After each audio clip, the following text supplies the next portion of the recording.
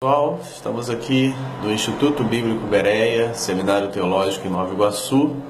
Daqui a pouco vamos iniciar mais algumas de nossas aulas. No entanto, gostaria de, nesses poucos minutos, analisar com vocês uma passagem das Escrituras. Hoje, quero ler e analisar com vocês sobre João, capítulo 6, versículo 11, que diz assim: Então Jesus tomou os pães e, tendo dado graças, distribuiu-os ou repartiu entre eles e também igualmente os peixes quanto queriam.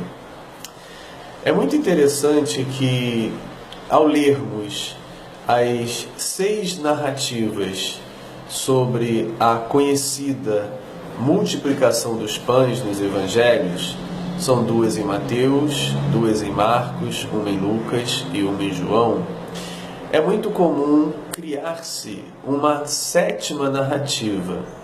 Como isso é feito? Cria-se uma 7ª quando se junta as 6 ou algumas das 6, formando uma 7ª, uma outra que não consta nos evangelhos. Por exemplo, somente a do Evangelho de João diz-nos que o pão pertencia a um rapazinho ou a um escravo. Nos outros evangelhos sinóticos, tanto as 2 de Mateus quanto as 2 de Marcos ou de Lucas, diz-nos que o pão ou os pães e os peixes pertenciam aos discípulos.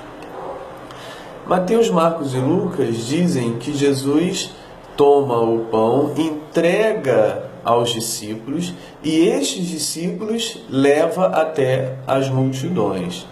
No Evangelho de João, o próprio Jesus é quem distribui os pães a todos, discípulos e multidões, e ordena aos discípulos apenas que recolham a sobra. Ou seja, quando eu construo uma 7ª, uma outra que não está nos evangelhos, quando, por exemplo, eu digo que o pão pertencia a um rapazinho, a um escravo, e Jesus reparte o pão, entrega aos discípulos e estes às multidões. Bem, essa narrativa não existe nos evangelhos, porque uma é aquela onde o pão pertence ao escravo e outras são aquelas que o pão pertence aos discípulos, e nestas Jesus entrega aos discípulos e estes às multidões. Então é muito comum fazer uma junção das narrativas e construir uma 7ª que não está presente nos evangelhos. Ao fazer isso, se afasta da pregação da ideia que cada evangelista traz em cada narrativa da conhecida, chamada multiplicação dos pães. Por que eu me refiro a esta narrativa como conhecida, chamada multiplicação dos pães?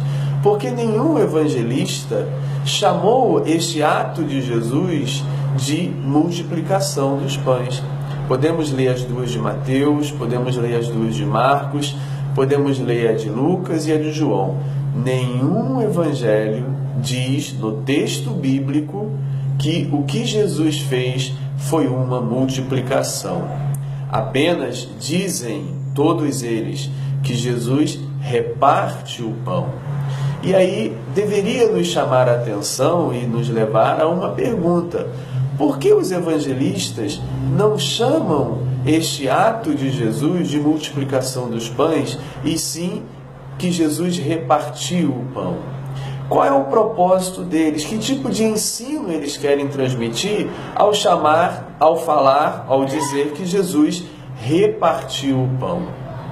É proposta dos evangelistas, nos seus evangelhos, nas suas pregações, nos seus textos, conduzir o povo, leitor, ouvinte, para a fé em Jesus, a imitar Jesus.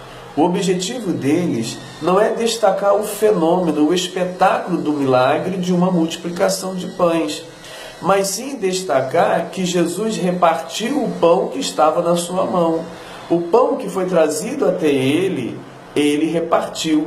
O pão que pertencia aos discípulos, ou segundo o Evangelho de João, que pertencia a um escravo, esse pão, nas mãos de Jesus, foi repartido. Então, o ato que se destaca, o ensino que se destaca, não é um fenômeno extraordinário do milagre da multiplicação, mas um ensino que deve ser imitado e copiado por todo discípulo de Jesus, que é repartir o pão que tem. Ou seja, se nós formos imitar Jesus na multiplicação do pão, não vamos conseguir. Mas se formos imitar Jesus no repartir o pão, todos nós podemos repartir o que temos. Assim fica claro que o propósito de todos os evangelistas não é destacar o fenômeno extraordinário da mágica, da mudança repentina, da multiplicação, mas sim apresentar para nós uma ação que Jesus fez e pode ser copiada. Não se destaca, eles não retiram o milagre, mas eles enfatizam a ideia de que aquilo que Jesus fez pode ser imitado e pode ser copiado por todos os seus discípulos. Não há, em nenhuma narrativa, a palavra multiplicação. Quando os editores, tradutores e da Bíblia colocam nos títulos a palavra multiplicação, eles fazem isso por sua própria conta e acabam desviando o foco do propósito dos evangelistas, que era pregar às comunidades cristãs primitivas, anunciar a fé em Jesus, uma fé prática, uma fé verdadeira, uma fé que imitava e que imita Jesus quando ele reparte o pão.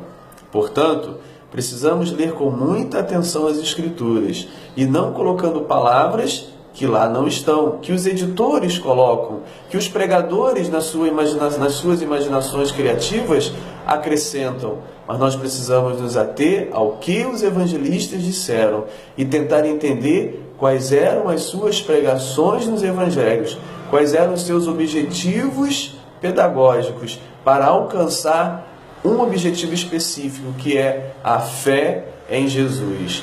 Então, verso 11 que lemos: Então Jesus tomou os pães e, tendo dado graças, repartiu entre eles, e também igualmente os peixes, quanto queriam. Para concluir, quero deixar a pergunta: você poderá multiplicar os pães? Você poderá repartir o pão? Em que você poderá imitar Jesus? No fenômeno da multiplicação ou no simples repartir o pão que está nas suas mãos? Lembre-se que tanto no Evangelho de Mateus quanto no Evangelho de Lucas existe um ser que sugere a Jesus que ele transforme as pedras, no caso Lucas, em pães, e fazer isso numa ação fenomenal, numa ação extraordinária, numa ação mágica. Jesus rejeita esta proposta e então, nas narrativas conhecidas como multiplicação dos pães, ele reparte o pão. Qual é o ensino que fica? Qual é o aprendizado que levamos? É Satanás que sugere a Jesus o espetáculo de uma transformação mágica de pedra em pão, mas ele rejeita.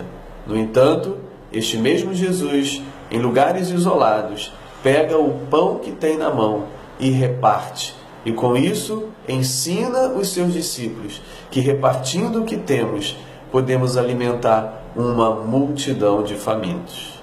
Que essa reflexão nos leve a uma leitura das Escrituras com mais atenção. Um abraço.